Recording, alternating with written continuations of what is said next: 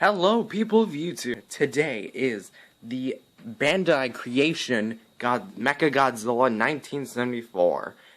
And I'm starting to calling it creation because there's actually no such thing as creations. So, anyways, guys, let's actually get started with the review.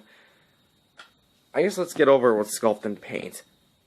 As you can see, the paint is really well done. The main sculpt here is also very accurate to the movie. If we look at the head, you can definitely see how metallic it is. It might be a bit too shiny, so let's actually turn off my flash here. Alright, so turning off my flash here, you can definitely see that it is definitely very metallic. Or the eyes have a very nice orange spray onto them. Except, if you actually look closely, you can see a bit of orange spray on the head, where it shouldn't be.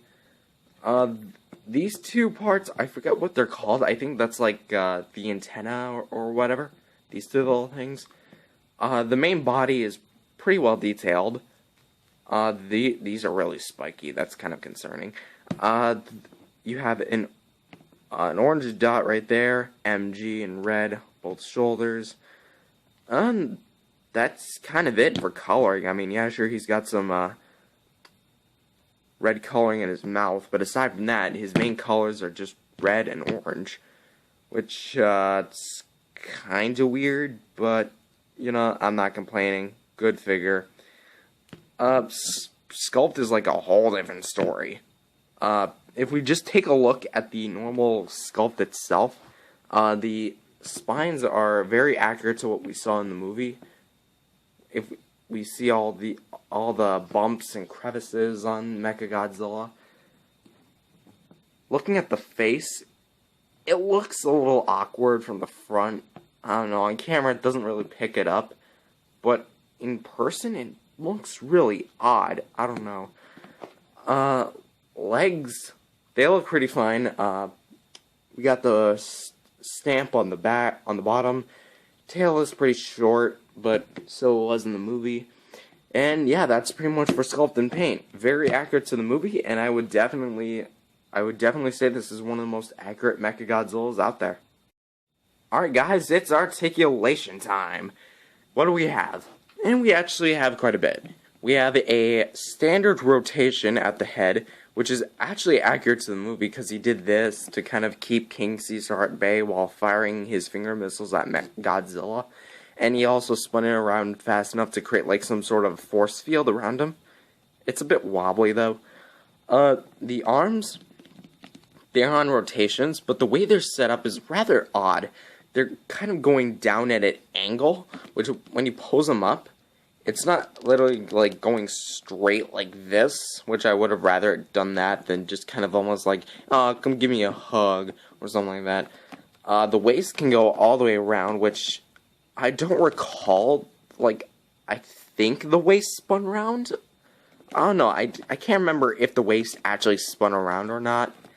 And the legs are on a rotation, so I can kind of move them forward and back.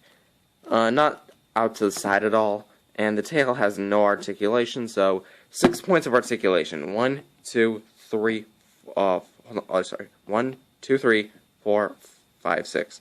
So yeah, I cannot count today. So 6 points of articulation. You can definitely give MechaGodzilla pretty much of a neat pose, almost like, hey, come here. Or, this is my favorite pose to put him in. You put him like this, and it's almost like, I'm about to shoot you with my finger missiles. Yeah, this is really good MechaGodzilla in my opinion. Alright, what about accessories? And, oh yeah, they're right, this is a Bandai creation figure. Fortunately, if you do have some custom beams laying around, you can recreate some beams. So, right here, I have a yellow beam, which is, I just created as a standard yellow beam. But if you want to use this, say, for his chest beam, you can't open it up, sadly, but if you just want to, like, do this, I don't know, yeah, you'd have to find, like, maybe a stand. I have a tutorial on how to make a stand, so if you want to go check that out, you can, but I'm gonna be right back.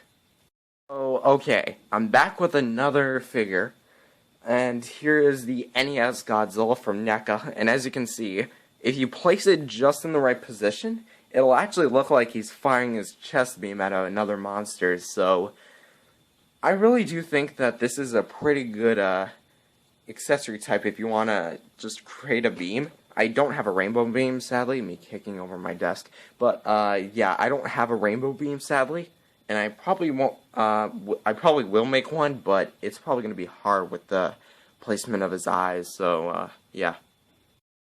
Alright guys, and let's do some size comparisons. For size comparison, we have a NECA Godzilla and a Movie Monster Series Godzilla, NES and Shin. So, get rid of Shin for a minute. These two, they go well together, I guess. I'm not sure how big this guy is in terms of meters, but if I had to guess, he's probably about the height of either Showa or Heisei. My best guess would probably be around 50 to 80 meters. Which, if he was 80 meters, it'd probably be about here up to MechaGodzilla. But, getting rid of NES Godzilla and putting, Shin over here for a minute. Shin is just about the same size, but in terms of face-to-face, he's a bit taller. But in terms of length, it's no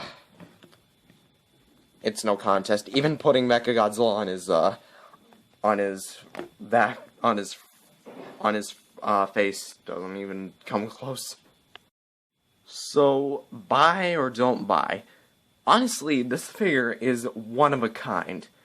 If you guys want a cheap, affordable MechaGodzilla to go in your collection and you're not willing to shell out $100 for that Monster Arts one, go with this one. And in fact, I really think that you can go to your local comic shop now because Bandai actually re-released some of their Godzilla figures, and this was one of them, so that's how I found mine at my local comic shop, so go ahead and buy this one. And without further ado, I rate it an 8 out of 10. Very good, affordable MechaGodzilla with some rather awkward looking poses, but you can definitely get some cool poses out of this guy. Anyways guys, thank you guys for watching this video, and I'll see you guys in the next one.